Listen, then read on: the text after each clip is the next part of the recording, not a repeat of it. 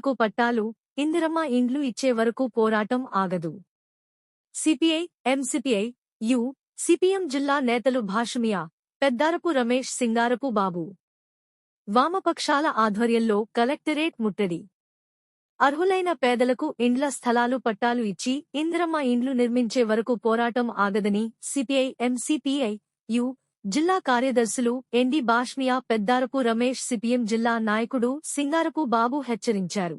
ఈ రోజు వామపక్ష పార్టీల ఆధ్వర్యంలో ప్రభుత్వ భూములను రక్షించి గుడిసె వాసులకు పట్టాలు, ఇందిరమ్మ ఇండ్లు ఇవ్వాలని డిమాండ్ చేస్తూ స్థానిక ఏకశిలా పార్కు నుంచి వరంగల్ కలెక్టరేట్ వరకు నిరసన ప్రదర్శన నిర్వహించి పెద్ద ఎత్తున నినాదాలు చేస్తూ కలెక్టరేట్ ముందు ధర్నా నిర్వహించారు. నివాస స్థలాలు ఇస్తామని, ఇందిరమ్మ ఇండ్లు కట్టిస్తామని అనేక ఆశలు పెట్టి గత ప్రభుత్వ వైఫల్యాలని ఎత్తు చూపించి అధికారంలోకి వచ్చింది.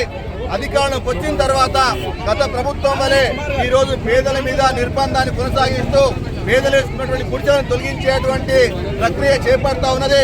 ఇది అన్యాయం అని చెప్పి సందర్భంగా హెచ్చరిస్తా ఉన్నాం. రాష్ట్ర ప్రభుత్వం ఈ రోజు ఏమాత్రం చిత్తశుద్ధి ఉన్నా, పేదల మీద ప్రేమ ఉన్నా ప్రభుత్వం పేద భూముల్లో వేసుకున్నటువంటి పేద గుడిసెవాసులందరికీ కూడా పట్టాలు